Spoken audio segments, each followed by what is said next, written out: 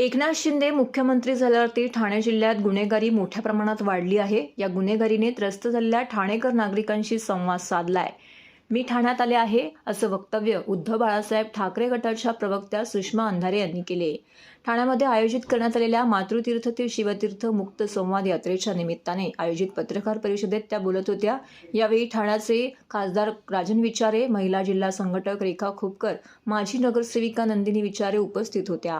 शासन आपल्या दारी हा निव्वळ भुरटेपणा असल्याचा आरोप सुषमा अंधारे यांनी या पत्रकार परिषदेमध्ये केला। इथे महिलांना घरं मिळालेली नाहीत, योजना पोहोचवलेल्या नाहीत, अनेक गावांमध्ये रस्ते, वीज, पाणी नाही, त्यामुळे शासन आपल्या दारी करदात्यांच्या पैशाची लूट असल्याचंही त्या म्हणाल्या।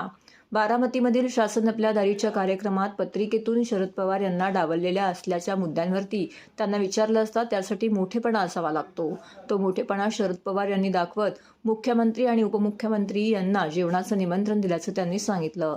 मनोज जरांगे पाटील यांच्याबाबत लावण्यात आलेल्या SIT बाबत त्यांनी विचारलं असता त्यातील वैयक्तिक शिवीगाळाबाबत मी समर्थन करणार नाही। श्रीकांत शिंदे यांना कोणी निवडून दिलं? प्रकाश सुर्वे यांना आम्ही निवडून दिलं। उदय सामंतांना मंत्री बनवलं, त्यामुळे आम्ही तुम्हाला घडवू शकतो तर खाली सुद्धा उतरवू शकतो, असा इशाराही त्यांनी दिलाय।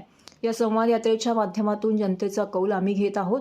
ते या सत्ताधाऱ्यांना वैतागले आहेत। महागाई, भ्रष्टाचार, गुन्हेगारीवरील कोणीही बोलत नाही, उलट ठाण्यासह इतर ठिकाणी गुंडागिरी, गुन्हेगारी वाढत आहे, असा आरोपही अंधारे यांनी यावेळी बोलताना केला।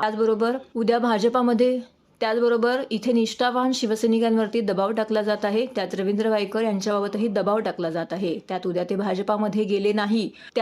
भाजपामध्ये गेले तर मात्र हिसाब देना पडेगा म्हणणाऱ्या किरीट सोमय्या यांना माघार घ्यावी लागणार असल्याचीही टीका त्यांनी यावेळी केली।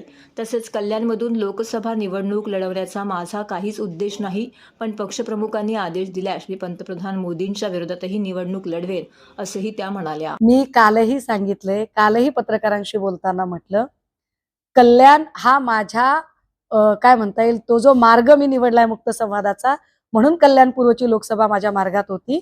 निवडणूक लढण्याचा माझा कुठलाही इरादा नाही, पण माझा इरादा नाही असं म्हटल्यावर आमचा भाचा श्रीकांत यांच्या काही भक्तुल्यांनी सुरू केलं की अरे घाबरल्या, तर घाबरत तर मी कोणालाच नाही।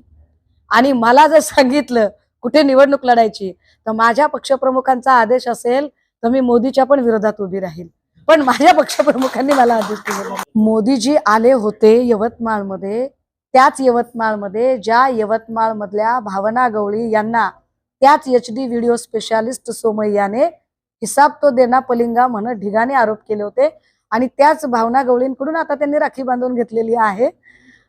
पण काहीही झालं तरी वाशिम यवतमाळ लोकसभा मतदारसंघ हा आमचा बालेकिल्ला आहे, पारंपरिक मतदारसंघ आहे, आणि आपण बघाल घोडा मैदान काही फार लांब नाहीये, ती जागा आम्ही जिंकलेली आहे। माझी 6 वर्षाची लेक आहे दादा, तिला ना फार छान छान गोष्टीची पुस्तकं आवडतात, ती चंपक कथा वाच। हे अमित शहा किंवा शेलार दरेकर ही जी लोक असे काही किस्से सांगतात ना, ते येणाऱ्या सिक्वल चंपक कथा 2 मध्ये आपण ऍड करूया, ते जास्त चांगले दिसते।